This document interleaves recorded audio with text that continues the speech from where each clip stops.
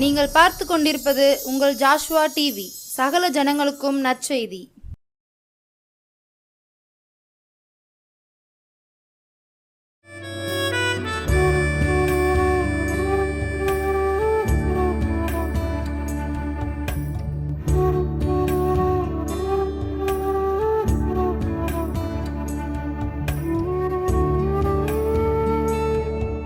கர்த்தராகிய இயேசு கிறிஸ்துவின் நாமத்தினாலே ஜோஷுவா டிவி நேயர்கள் யாரும் வாழ்த்துகிறேன். உங்கள் யாவருக்கும் புத்தாண்டு வாழ்த்துக்களை தெரிவித்துக் கொள்கிறேன். நம்மளுடைய இந்த வருடத்தின் ஆரம்பத்தில் கூட நான் உங்களை எல்லாரையும் சந்திக்கிறதுல மிகவும் சந்தோஷப்படுகிறேன். கர்த்தரை துதிக்கிறேன். இந்த வருடத்தில் ஆண்டு நமக்கு கொடுக்குற ஒரு வாக்குத்தத்தம் அப்படின்னு நம்ம பார்த்தோன்னா, மீகா 7வது அதிகாரத்தில் 15வது வசனத்தில் உன்னை அதிசயங்களை காண பண்ணுவேன் அப்படின்னு அழகாக ஒரு வசனம் போடப்பட்டிருக்கு. நீ எகிப்து தேசத்திலிருந்து புறப்பட்ட நாளில் நடந்தது போலவே உன்னை அதிசயங்களை காண பண்ணுவேன். ஆண்டவர் நமக்கு இந்த வருடத்தில் நமக்காக கொடுக்குற ஒரு வார்த்தை உன்னை அதிசயங்களை காண பண்ணுவேன். எப்படிப்பட்ட அதிசயங்களை ஆண்டவர் நம்ம வாழ்க்கையில் காண பண்ண போகிறார் அப்படின்னு பார்த்தீங்கன்னா, அதுக்கு முன்பே அதெல்லாம் போடப்பட்டிருக்கு. நீ எகிப்து தேசத்திலிருந்து புறப்பட்ட நாளில் நடந்தது போல. எகிப்து தேசத்திலிருந்து யார் புறப்பட்டாங்க அப்படின்னு நம்ம பார்த்தோம்னா, இஸ்ரவேல் ஜனங்கள் எகிப்து தேசத்திலிருந்து புறப்படுவதற்கு முன்பாக ஆண்டவர் மோசையை ரொம்ப ப்ரிப்பேர் பண்ணார். ஒரு 40 வருடம் வனாந்தர ஒரு வாழ்க்கையில் கொண்டு வச்சு, மோசையுடைய வாழ்க்கை அதுக்கு முன்பாக ஒரு அரண்மனையின் ஒரு வாழ்க்கையில் இருந்த வாழ்க்கை அப்படியே ஒரு வனாந்திரத்தில் டேன் பண்ணிட்டு திரும்ப மோசையை கொண்டு அந்த இஸ்ரவேல் ஜனங்கள் வழிநடத்துவதற்கு முன்பாக பார்வோன் முன்பாக கொண்டு என்ன செய்கிறார், ஆண்டவர் நிறுத்துகிறார். அந்த நேரத்தில் மோசையை கொண்டு ஆண்டவர் நிறைய பெரிய பெரிய காரியங்களை என்ன செய்கிறார். அவங்க நிறைய வாதைகளை ஆண்டவர் என்ன செய்கிறார், கொடுக்குறார். அதையெல்லாம் நம்ம வாசித்திருக்கிறோம். அதில் ஆண்டவர் நிறைய அதிசயம், உன்னை அதிசயங்களை காணப்படுவேன். எப்போ காணப்படுவது போல எகிப்து தேசத்திலிருந்து நடந்தது. நீ எகிப்து தேசத்திலிருந்து புறப்பட்ட நாளில், அவங்க எகிப்து தேசத்திலிருந்து புறப்பட்ட நாளில் மெயினாக அங்கே என்னெல்லாம் நடந்துச்சுன்னு பார்த்தோம்னா, மெயினாக நடந்தது அந்த செங்கடலை ஆண்டவர் என்ன செஞ்சார், 2ஆக பிளந்தார். இது எங்கேயுமே ஒரு நடக்காத ஒரு வித்தியாசமான காரியம். அதுக்கப்புறம் யோசுவாவுடைய காலத்தில் ஆண்டவர் யோர்தானை 2ஆக பிளக்க செய்தார்னு பார்த்தோம்னாலும், மோசையுடைய வாழ்க்கையில் அந்த நம்ம பைபிளில் வேதாகமத்தில் வரலாறுல நம்ம பார்த்து இது வரைக்கும் நடக்காத ஒரு வித்தியாசம், அதுதான் ஆண்டவர் நம்ம ஒவ்வொருத்தருடைய வாழ்க்கையில பண்ண போகிறார். அதுதான் உன்னை அதிசயங்களை காண செய்வேன். அப்படிப்பட்ட ஒரு வாக்குத்தத்தத்துக்குள்ள தான் ஆண்டவர் இந்த வருடத்தில் நம்மளை 2026வது வருடத்துக்குள்ள கொண்டு போகிறார். நம்ம ஒவ்வொருவருக்கும், உங்களுக்கும் எனக்கும் எல்லாருடைய வாழ்க்கையிலையுமே யாருக்குமே நடக்காத ஒரு அதிசயத்தை நம்ம வாழ்க்கையில ஆண்டவர் என்ன செய்ய போகிறார். அப்போ நம்ம முதல்ல பார்த்தோம், மோசே அந்த எகிப்து தேசத்துலேருந்து அவங்கள ஆண்டவர் வழி நடத்திட்டு வராரு.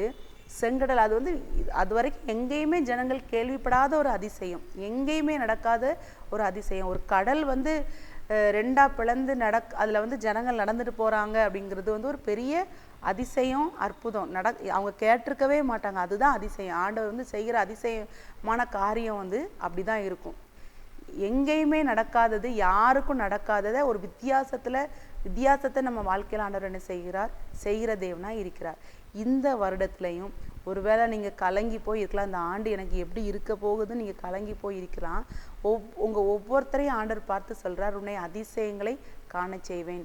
இப்படியெல்லாம் நம்ம வாழ்க்கையில் நடக்குமா, என் வாழ்க்கையில் இது நடக்குமா அப்படின்னு நீங்கள் நினைக்காத காரியங்களை, அதிசயத்தை, அற்புதத்தை ஆண்டவர் உங்கள் வாழ்க்கையில் என்ன செய்ய போகிறார். அப்போ மோசையை அவங்க வழி நடத்திட்டு வரும்போது அந்த செங்கடல் 2ஆ பிளக்குது. அப்போ தண்ணி எல்லாம் வெளியே, அது போனாலும் அந்த வறண்ட பூமியில் அவங்க என்ன செஞ்சாங்களாம், வறண்ட நிலத்தில் நடந்தாங்களாம். அவ்வளோ தண்ணி இருக்கிற இடத்துல சகதியாக அது எப்படியோ இருந்திருக்கும். ஆனால் ஆண்டவர் அந்த இடத்துல கீழ்காற்றை வீச பண்ணினதுனால அவங்க வறண்ட பாதையில் அழகாக நடந்தாங்க. அவங்க நடக்கும்போது அவங்களுக்கு மேகஸ்தம்பமும் அக்னி ஸ்தம்பமும் அவங்கள என்ன செஞ்சிச்சு, பாதுகாத்துச்சு. நைட்டு பார்க்கும்போது அக்னி ஸ்தம்பம்னா வெளிச்சத்துக்கு. இப்போ தான் அவ்வளோ நிறைய விதவிதமாக லைட்ஸ் நமக்கு எவ்வளோ கண்டுபிடிப்புகள் இருக்குது. கண்டுபிடிப்புகள் இல்லாத காலத்துலையும் ஆண்டவர் ஜனங்களை இருளில் நடக்க பண்ணாதபடி அக்னி ஸ்தம்பத்தில் என்ன செஞ்சாராம், நடக்க பண்ணினார். அப்போ இப்போது இந்த இருளுக்குள்ள ஒரு இருட்டான நிலைமையில கூட உங்கள் வாழ்க்கை என்ன செஞ்சிட்ருக்கலாம், இருந்துகிட்ருக்கலாம். எனக்கு யார் ஹெல்ப் பண்ணுவா, எனக்கு யார் உதவி செய்வான்ங்கிற ஒரு திங்கிங்கில் நீங்கள் இருந்துகிட்ருக்கலாம். ஆனால் நீங்கள் நினைக்காத ஒரு வெளிச்சத்தை, ஒரு பாதையை ஆண்டவர் இந்த வருடத்தில் உங்கள் வாழ்க்கையில் என்ன செய்ய போகிறார், உருவாக்கி விட போகிறார்.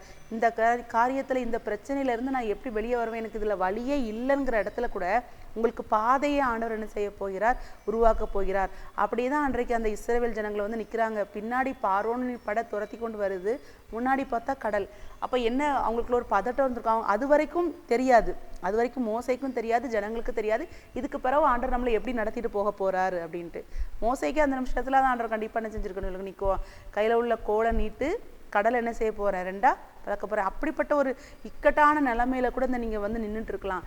இப்போ வந்து நிற்கிறேன், எனக்கு இதில் வந்து வழியே இல்லை, நான் எப்படி என் வாழ்க்கையை நான் கொண்டு போகணுன்னு கூட எனக்கு தெரியலை நீங்கள் நினச்சிட்டு இருக்கலாம். வழி இல்லாத இடத்துல வழியை உண்டாக்கி தருகிறவர் தான் நம்முடைய தேவன். அதை தான் நம்ம பார்க்குறோம். உன்னை அதிசயங்களை காண பண்ணுவேன். அவங்க கண்கள் எல்லாருக்கும் முன்பாகவும் அன்றைக்கு அந்த கடல் இரண்டாக என்ன செஞ்சிச்சு, பிளந்துச்சு. அதோட பெரிய அதிசயம், அவங்க அந்த வழியை கடந்து வந்ததுக்கப்புறம் அது வரைக்கும் அவங்கள கொடுமைப்படுத்திட்டு இருந்த பார்வோன் அப்பவும் பின்னாடி என்ன செய்யறான், துரத்தி வரான். அவங்க பின்னாடி கடல் பக்கத்துல வந்து நின்றுட்டு தகைக்கிறாங்க, நம்ம இப்போ எப்படி கடலை தாண்டி போக போறோம், பின்னாடி இவங்க வந்துட்டு இருக்காங்கன்ட்டு. ஆனா அப்போ ஒரு வழியை உண்டாக்குறாரு. அந்த வழியாவே அந்த சத்துருக்கள் என்ன செய்யறாங்க, வராங்க. ஆனா ஆண்டவர் அழகா அவங்கள அந்த கடலுக்குள்ள என்ன செஞ்சிட்டாரு, மூடி போட்டார். உங்களுக்கு உருவாக்குற வழியில வேற யாரையும் ஆண்டவர் என்ன செய்ய மாட்டார், நடந்து போக விட மாட்டார். உங்களுக்குன்னு ஒரு வழி தாராருனா, உங்களுக்குன்னு ஒரு ஐடியா தாராருனா, உங்களுக்குன்னு ஒரு ஆசீர்வாதத்தை தாராருனா, அதை வைத்துக்கொண்டு உங்க சத்துருக்கள் பின்னாக அப்படி வந்தாங்கன்னா அவங்களுக்கு அதிலேயே ஆண்டவர் அழிவை என்ன செய்வார், உண்டாக்கி தருவார். அதுதான் நம்மளுடைய தேவன். அதுதான் உன்னை அதிசயங்களை காண பண்ணுவேன் அப்படிங்கிற ஒரு வார்த்தையை வைத்து நம்மளோட ஆண்டவர் செஞ்சு கொண்டிருக்கிறார், பேசி கொண்டிருக்கிறார். அடுத்தது ஆண்டவர் எப்படிப்பட்ட ஒரு அதிசயத்தை நம்ம வாழ்க்கையில் செய்ய போகிறார்னு பார்த்தீங்கன்னா, யோவான் 11வது அதிகாரத்தில் அழகா ஒரு குடும்பத்தை பற்றி ஆண்டவர் போட்டிருப்பாரு, எழுதப்பட்டிருக்கும். அது யாருன்னு பார்த்தோம்னா மரியாள், மார்த்தாள், லாசருடைய வாழ்க்கை. அப்போ நீங்கள் பார்த்தீங்கன்னா அந்த இடத்துல லாசருவை வந்து ஆண்டவர் ரொம்ப நேசிச்சார். அவங்க குடும்பத்தில் எல்லாரும் மரியாளை நேசிச்சிருப்பார், மார்த்தாள், லாசர், இந்த குடும்பத்தையே ஆண்டவர் என்ன செஞ்சிருப்பார், ரொம்ப நேசிச்சிருப்பார். நீங்கள் 3வது வசனம், யோவான் 11வது அதிகாரம் 3வது வசனத்தை பார்த்தீங்கன்னா, அப்பொழுது அவனுடைய சகோதரிகள், ஆண்டவரே நீர் சிநேகிக்கிறவன் வியாதியாக இருக்கிறான் என்று சொல்ல அவரிடத்திற்கு ஆள் அனுப்பினார்கள். அப்போ சிநேகிக்கிறவன், அப்போ ஆண்டவருக்கு வந்து லாசருவா வந்து அவ்வளோ என்ன செஞ்சுருக்கணும், பிடிச்சிருக்கணும். அதனால தான் அவன் ரொம்ப வியாதியாக இருக்கும்போது மரியாளும் மார்த்தாலும் சொல்லி ஆள் என்ன செய்கிறாங்க, அனுப்புகிறாங்க. ஆண்டவரே நீர் சிநேகிக்கிறவன் வியாதியாக இருக்கிறான். கிட்டத்தட்ட இது அவங்க வந்து ஒரு ப்ரேயர் பண்ணுற மாதிரி தான். அப்போ ஆண்டவர் அவங்களோட வாழ்ந்துட்டு இருக்கிறாரு. இப்போ நம்ம ஜெபத்தில் ஆண்டவர் கூட என்ன செஞ்சு கொண்டிருக்கோம், பேசி கொண்டிருக்கிறோம். ஆனால் நீங்கள் பாருங்கள், 4வது வசனத்தில் தெளிவாக போடப்பட்டிருக்கு, இயேசு அதை கேட்ட பொழுது இந்த வியாதி மரணத்துக்கு ஏதுவாயிராமல் தேவனுடைய மகிமை விளங்குவதற்கு ஏதுவாக இருக்கிறது, தேவனுடைய குமாரனும் அதனால் மகிமைப்படுவார் என்றார். அதை சொன்ன உடனே ஆண்டவர் சொல்கிறார், இந்த வியாதி வந்து மரணத்துக்கு கிடையாது, தேவனுடைய குமாரன் மகிமைப்படுவதற்குன்னு சொல்லிட்டு சொல்கிறாரு. இயேசு மார்த்தாளிடத்திலும் அவருடைய சகோதரியிடத்திலும் லாசருவினிடத்திலும் அன்பாக இருந்தார். தெளிவாக இதுக்கென்று ஒரு வசனமே என்ன செய்யப்பட்டிருக்கு, போடப்பட்டிருக்கு. அவங்க 3 பேர் மேலேயும் ஆண்டவர் அன்பாக இருந்திருக்காரு. அந்த குடும்பத்தை ஆண்டவர் என்ன செஞ்சிருக்கிறார், நேசிச்சிருக்கிறார். இப்போ அவங்க சொல்லிவிட்ட காரியம், அந்த செய்தி, இவன் வியாதியாக இருக்கிறான் நீங்கள் வாங்குங்கிற செய்தி ஆண்டருடைய செவிக்கு என்ன செஞ்சிச்சு, போயிடுச்சு. அப்படிதான் நம்ம இத்தனை வருஷம் பண்ணிட்டு இருக்கிற ஜெபம் ஆண்டருடைய காதுக்கு தெளிவாய் உங்களுடைய ஜெபங்கள், என்னுடைய ஜெபங்கள் தேவ சமூகத்தில் என்ன செஞ்சிருச்சு, போயிடுச்சு. ஆனால் நமக்கு ஆன்சர் தருகிற வேலை ஆண்டவருடைய வேலை. அவர் கரெக்டாக அந்த ஏற்ற வேலை வரும்போது நம்மளுக்குரிய எல்லா காரியங்களுக்கும் அதற்குரிய ஆன்சரை, அதற்குரிய அற்புதத்தை நம்ம வாழ்க்கையில் என்ன செய்வார். இங்கே பார்த்தீங்கன்னா, அதன் பின்பு அவர் தம்முடைய சீஷரை நோக்கி நாம் மறுபடியும் யூதேயாவுக்கு போவோம் வாருங்கள் என்றார்.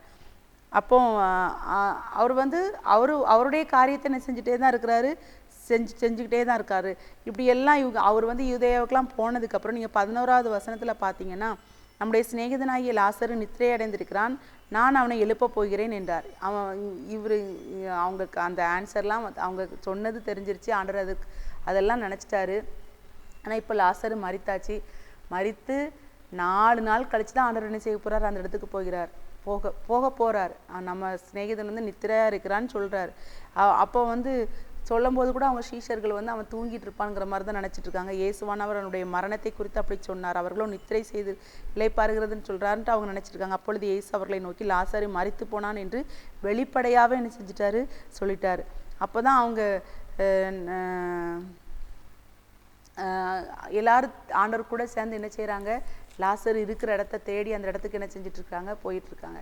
ஆனால் நம்ம இந்த இடத்துல நம்ம இந்த சம்பவத்தை நீங்கள் 11வது அதிகாரத்தை எடுத்து தெளிவாக வாசித்து பார்த்தீங்கன்னா, இந்த சம்பவத்தில் பார்த்தீங்கன்னா அந்த வசனத்துக்கு உன்னை அதிசயங்களை காண பண்ணுவேன்னு சொன்ன அந்த அற்புதம் அப்படியே அந்த இடத்துல என்ன செஞ்சுருக்கும், நடந்திருக்கும். அது வரைக்கும் ஆண்டவர் வந்து ஒரு மரித்த சிறுமி ஆண்டவர் என்ன செஞ்சிருப்பார், எழுப்ப பண்ணியிருப்பார். பாடையில் தூக்கிட்டு வந்த நாயினூர் மகனுடைய குமாரனை எழுப்பியிருப்பார். இது வந்து மரித்து அடக்கம் பண்ணப்பட்டு 3 நாளுக்கு அப்புறம் இல்லை, 4வது நாள் 4 நாள் கழித்து தான் ஆண்டவர் அந்த இடத்துல ஒரு பெரிய அற்புதத்தை என்ன செய்ய போகிறார். இது வரைக்கும் வேதாகமத்தில் எங்கேயுமே நடக்காத ஒரு அற்புதத்தை ஆண்டவர் அந்த இடத்துல என்ன செய்ய போகிறார். அதற்கு முன்பாக நம்ம பார்த்தோம்னா எலிசாவோட எலும்புகள் பட்டு அடக்கம் பண்ணியிருந்த ரொம்ப நாள் அந்த தூக்கிட்டு போன அந்த ஒரு மனிதன் வந்து என்ன செஞ்சிருப்பான், எழுந்திரிச்சிருப்பான். அந்த அடக்கம் பண்ண அந்த எலிசாவோட எலும்புல அது பட்டதுனால அவன் அந்த மனிதன் வந்து என்ன செஞ்சிருப்பான், உயிரோட எழுந்திரிச்சு வந்திருப்பான். ஆனால் இந்த இடத்துல பாருங்க, இந்த அற்புதம் வந்து ஒரு வித்தியாசமான அற்புதம். நான் அதை தான் உங்களுக்கு சொல்லிட்டு இருக்கேன். இந்த ஆண்டுல உங்க ஒவ்வொருத்தருக்கும் நம்ம எல்லாருக்குமே ஆண்டவர் வந்து யாருக்கும் நடக்காத ஒரு வித்தியாசமான ஒரு அற்புதத்தை, அதிசயத்தை உங்க வாழ்க்கையில் ஆண்டவர் என்ன செய்வார். இந்த இடத்துல நீங்க பார்த்தீங்கன்னா, அன்றைக்கு வந்து அங்கே லாசருவை மறித்துட்டான், அவனை அடக்கம் பண்ணியாச்சு. எல்லாரும் அழுதுட்டு இருக்காங்க. மார்த்தாள் அழுதுட்டு இருக்கா, மரியாள் அழுதுட்டு இருக்கா. எல்லாரும் அவங்கள வந்து ஆறுதல் படுத்திட்டு இருக்காங்க. ஆனால் இப்போ போய் ஆண்டவர் அற்புதத்தை செய்ய போகிறார். வித்தியாசமாக அற்புதத்தை என்ன செய்ய போகிறார், அந்த இடத்துல ஜனங்களுக்கு மத்தியில் என்ன செய்ய போகிறார். நீங்கள் பார்த்தீங்கன்னா, இயேசு அவளை நோக்கி நீ விசுவாசித்தால் தேவனுடைய மகிமையை காண்பாய் அப்படின்ட்டு யார்கிட்ட சொல்கிறாருன்னு பார்த்தீங்கன்னா, இதில் மார்த்தாள்கிட்ட சொல்கிறா. ஏன்னா அவள் தான் அவளுக்கு வந்து மறுத்துட்டான், 2வது வருகையில் வரும் பார்ப்போம் அந்த ஒரு எண்ணம் தான். உயிர்த்தெழுதல் நடக்கும்போது நம்ம லாசருவை பார்ப்போம் அந்த நம்பிக்கையில் அதை அவள் பேசிக்கொண்டு இருக்கிறா. ஆனால் ஆண்டவர் வந்து எந்த நம்பிக்கையில் அந்த இடத்துல போய் நிற்கிறார், இந்த ஜனங்கள் எல்லாருக்கும் முன்பாக நான் நேசிக்கிற அந்த என்னுடைய சிநேகிதனாகிய லாசருவில் நான் நேசிக்கிற இந்த குடும்பத்துக்கு ஒரு வித்தியாசமாய் ஒரு அதிசயத்தை செய்ய போகிறேன் அப்படிங்கிறது தான் ஆண்டவருடைய எண்ணம். மரித்து 4 நாள் ஆனவனை எழுப்பி அந்த அந்த ஊர்லேயே அந்த இடத்துல அந்த தேசத்துக்கு முன்பாகவே தேவன் என்ன செய்ய போகிறார், அந்த இடத்துல மகிமைப்பட போகிறார். அப்படி தான் நம்ம வாழ்க்கையில் இந்த நாளில் செய்ய போகிறார். நீங்கள் இதுவரைக்கும் ஆண்டவரை தேடிக்கொண்டே இருக்கலாம், ஜெபித்து கொண்டே இருக்கலாம், உங்கள் வாழ்க்கையில் எந்த நன்மையும் நடக்காத மாதிரி இருக்கலாம். ஆனால் இந்த ஆண்டில் ஒரு வித்தியாசமான ஆசீர்வாதத்தை, வித்தியாசமான நன்மையை, வித்தியாசமான அதிசயத்தை, அற்புதத்தை ஆண்டவர் உங்கள் வாழ்க்கையில் என்ன செய்ய போகிறார். ஏன்னா இந்த குடும்பம் வந்து அவங்க ஆண்டவருக்கு சொல்லி விட்டுட்டாங்க, நீங்கள் நேசிக்கிறவங்க லாசர் வந்து எப்படி இருக்கான், ரொம்ப வியாதியில் இருக்கான்ங்கிறதையும் சொல்லிவிட்டாச்சு. அந்த ஜெபம் அப்போ நம்ம பண்ணுற ஜெபம் எல்லாமே ஆண்டவர் சமூகத்தில் அவருடைய காதுகளில் கேட்டுக்கொண்டு தான் இருக்குது. அப்போ இங்கே பாருங்கள் 11வது அதிகாரத்தில் லாசருவே வெளியே வா என்று உரத்த சத்தமாக என்ன செய்கிறாரு, கூப்பிடுறாரு. மரித்து போனவன் தான். 4 நாள் ஆயிட்டு, 3 நாளில் எல்லா காரியங்களையும் என்ன செஞ்சுருப்பாங்க, முடிச்சிருப்பாங்க. நாருமேன்னு கூட மரியாள் என்ன செய்கிறா, சொல்கிறா. அப்போ நம்ம வாழ்க்கையிலையும் மரித்தது போல் இருக்கும். நீங்கள் நினச்சிட்டு இருப்பீங்க நம்ம வாழ்க்கையில் இந்த ஒரு காரியத்தை சாப்டர் க்ளோஸ் பண்ணியாச்சு, அவ்வளோதான், இது நம்ம வாழ்நாளில் இந்த காரியத்துக்கான ஒரு இது கிடையாது, நமக்கு இதில் ஒரு ஆன்சருமே வராது, இதை பற்றி நம்ம மறந்துடலாம் அப்படின்னு நீங்கள் நினச்சிட்டு இருப்பீங்க. இல்லை, ஆண்டவர் அதில் ஒரு புது தொடக்கத்தை என்ன செய்ய போகிறார், தரப்போகிறார். நீங்கள் எந்த காரியத்தை குறித்து கவலைப்பட்டுட்டு இருந்தீங்களோ, போன வருடத்தில் கவலைப்பட்டு அதற்காக நீங்கள் ரொம்ப ஜெபிச்சிருப்பீங்க, கலங்கியிருப்பீங்க. இப்போ வந்து அதை குறித்து இல்லை, அவ்வளோதான், இதுக்கு நோ அப்படிங்கிற அளவுக்கு நீங்கள் மைண்டில் இந்த காரியத்தை நம்ம மறந்துட வேண்டியதான், இதில் நம்ம வாழ்க்கையில் இதில் ஒன்றுமே நடக்க போகிறதில்ல அப்படின்னு நீங்கள் நினச்சிட்டு இருப்பீங்க. நான் அந்த காரியத்தில் அந்த இடத்துல ஆண்டவர் உங்களுக்கு ஒரு புது தொடக்கத்தை தரப்போகிறார். உங்கள் ஊரில், உங்கள் ஜனங்கள் மத்தியில், உங்கள் சொந்தங்கள் மத்தியில் ஆண்டவர் உங்களை உயர்த்த போகிறார். ஒரு பெரிய அதிசயத்தை இவங்க வாழ்க்கையில் ஆண்டவர் இவ்வளோ அதிசயத்தை செஞ்சுருக்கிறாரு, இவங்க பண்ண ப்ரேயர் வீணாக போகலைன்னு சொல்கிற அளவுக்கு ஆண்டவர் உங்கள் வாழ்க்கையில் அதிசயத்தை என்ன செய்ய போகிறார். பாருங்கள், எல்லா ஜனங்களும் சூழ்ந்து நிற்கும் போது தான் சொல்கிறார், லாசருவே வெளியே வான்னு உரத்த சத்தமாக என்ன செய்கிறாரு, கூப்பிடுறாரு. அப்பொழுது மரித்தவன் வெளியே வந்தான். அவன் கால்களும் கைகளும் பிரேத சிலைகளினால் கட்டப்பட்டிருந்தது, அவன் முகம் சீலையால் சுற்றப்பட்டிருந்தது. இயேசு அவர்களை நோக்கி உன்னை கட்டவிழ்த்து விடுங்கள் என்றார். அப்போ மரியாளிடத்தில் வந்திருந்து இயேசு செய்தவைகளை கண்டவர்களாகிய யூதர்கள் அநேகர் அவரிடத்தில் விசுவாசம் உள்ளவர்கள் ஆனார்கள். மரியாளை பார்க்குறக்கு அந்த இடத்துல வந்திருந்த ஜனங்கள் அவங்க நிறைய பேர் அன்றைக்கு ஆண்டவர் என்ன செஞ்சாங்க, அந்த ஒரு அற்புதத்தின் நிமித்தமாக, அந்த அதிசயத்தின் நிமித்தமாக ஆண்டவர் மேலே என்ன செஞ்சாங்க, விசுவாசம் உள்ள ஜனங்களாக ஆனாங்க. அப்போ நம்மளும் ஆண்டவர் மேலே விசுவாசம் உள்ளவர்களாக நம்ம ஜெபித்து கொண்டே இருக்கிறோம். நம்ம வாழ்க்கையில் ஆண்டவர் செய்ய போகிற அதிசயமான காரியங்களை பார்த்து நம்மளை சுற்றி இருக்கிற ஜனங்கள் அநேக பேர் ஆண்டவரை விசுவாசிக்கிற ஒரு மாற்றத்துக்குள்ள ஆண்டவர் என்ன செய்ய போகிறார், கொண்டு வர போகிறார். அப்போ நீங்கள் எந்த காரியத்தில் கண்ணீரோட கவலையோடு பயத்தோட இந்த இடத்துல நான் வெட்கப்பட்டு போயிடுவேனோ, ஆண்டவர் எனக்கு இந்த காரியத்தில் நன்மை செய்யாமல் விட்டுருவாரோ நீங்கள் நினச்சிட்டு இருக்கலாம். இது என் வாழ்க்கையில் நடக்கவே நடக்காது அப்படின்னு நினச்சிட்டு இருப்பீங்க. இது வரைக்கும் நான் ஜெபிச்சுட்டேன், என் வாழ்க்கையில் இதுக்கான காரியத்தை நான் ஒரு பெர்சன்டேஜ் கூட இதில் நான் பார்க்கலன்னு நினச்சிட்டு இருக்கலாம். அப்படி தான் அன்றைக்கு அந்த மரியாள் மார்த்தாள் அழுதுட்டு இருந்திருப்பாங்க. ஒருவேளை ஆண்டவர்கிட்ட சொல்லிவிட்டாச்சு, ஆண்டவரும் வரல, ஒருவேளை இனி நம்ம தம்பியை நம்ம பார்க்கவே போகிறதில்ல, லாசரு வாழ்க்கை முடிந்துட்டுன்னு அவங்க 2 பேரும் நினச்சி அழுதுட்டு இருந்திருக்கலாம். ஊர் ஜனங்கள் பேசிட்டு இருந்திருக்கலாம்.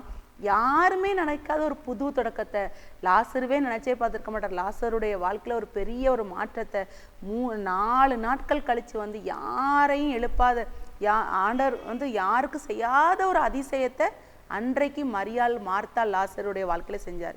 காரணம் அவரும் அன்பா இருந்தார், அவங்களும் ஆண்டவரை ரொம்ப என்ன செஞ்சாங்க, நேசிச்சாங்க. அப்போ இன்றைக்கு நம்ம ஆண்டவரை நேசிக்கிறோம். நான் இத்தனை வருடம் ஆச்சு, நான் இத்தனை வருடமாக ஜெபித்து கொண்டிருக்கேன், ஆண்டவரை அறிந்திருக்கிறேன், நான் ஆண்டவரை நேசிக்கிறேன், என் வாழ்க்கையில் ஆண்டவர் நன்மை செய்வாரான்னு நீங்கள் நினச்சிட்டு இருக்கலாம். உங்கள் வாழ்க்கையில் ஆண்டவர் அதிசயத்தை என்ன செய்ய போகிறார், காண செய்ய போகிறோம். உன்னை அதிசயங்களை காண செய்வேன். யார் வாழ்க்கையில் நடக்காத அதிசயத்தை உங்கள் வாழ்க்கையில் செய்ய போகிறார். ஒருவேளை இந்த வியாதி எனக்கு நீங்குமா, இந்த பிரச்சனை இவ்வளோ கடனில் நான் மாட்டிக்கிட்டேனே, என் வாழ்க்கையில் கடன்லேருந்து நான் வெளிவருவேனா, ஆனால் நான் எப்படி என் பிஸ்னஸில் ஒரு பெரிய இதுக்கு வருவேன், இந்த என் பொண்ணுக்கு ஞானமே இல்லையே, படித்து இந்த இதில் பாஸ் பண்ணிடுவாளா, இதில் நல்ல மார்க் வாங்கிடுவாளா, இது நடந்துருமா, இதெல்லாம் நடக்குமா எங்கள் வாழ்க்கையில், நீங்கள் கேள்விக்குறியோட இந்த வார்த்தையை நீங்கள் கேட்டுக்கொண்டிருக்கலாம். ஆண்டவர் உங்களை பார்த்து தான் சொல்லணும்னே அதிசயங்களை காணப்படுவேன். நம்ம கர்த்தரை நம்பும் போது பாருங்க, மரியாள் மார்த்தாள் லாசரு அவங்க வந்து அன்பா இருந்தாங்க ஆண்டவர் மேலே, ஆண்டவரும் அவங்க மேலே அன்பா இருந்தார். நம்ம ஆண்டவர் மேலே அன்பா இருக்கும்போது, அவரை நம்ம விசுவாசிக்கும் போது, ஆண்டவர் நம்ம வாழ்க்கையில நம்ம நினைக்காத, நம்ம கிரகிக்க கூடாத ஒரு பெரிய அதிசயமான காரியங்களை நம்ம வாழ்க்கையில் என்ன செய்வார். அதான் நம்ம முதல்ல பார்த்தோம். எங்கேயுமே நடக்காத ஒரு அதிசயம், செங்கடலை ஆண்டவர் வந்து என்ன செஞ்சார், 2ஆ பிளந்தார். நம்ம இன்னும் 2 இதை பார்க்கலாம். யோனாவுடைய வாழ்க்கையில் பார்த்தீங்கன்னா யாரையுமே காப்பாற்றலை. அவன் வாழ்க்கை அவன் முடிஞ்சிருந்தா கடலுக்குள்ள தூக்கி என்ன செஞ்சுருப்பாங்க, போட்டிருப்பாங்க. ஆனால் அவனுக்கு ஒரு புது துவக்கத்தை கொடுப்பதற்காக அங்கே ஒரு மீனை ஆண்டவர் என்ன செஞ்சிருந்தார், ஏற்படுத்தி வச்சிருந்தார்.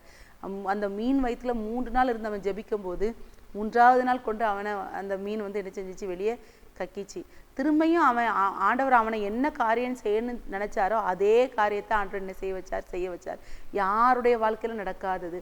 அப்புறம் பார்த்தீங்கன்னா முதல்ல அதிசயம் ஆண்டவர் பண்ண அற்புதத்துல பார்த்தீங்கன்னா வெறும் தண்ணியை ஆண்டவர் என்ன செஞ்சாரு, திராட்சரசமா, வெறும் தண்ணி, ஒண்ணுக்கு உதவாத ஒரு தண்ணி, ஒண்ணுக்கு உதவாததில்ல, வெறும் தண்ணி, ஒரு டேஸ்ட் அதில் எதுவுமே இருக்காது. தண்ணியை அதில் எதையுமே செய்யலை, அதை வந்து அப்படியே திராட்சரசமா ஆண்டவர் என்ன செஞ்சாரு, மாற்றினார்.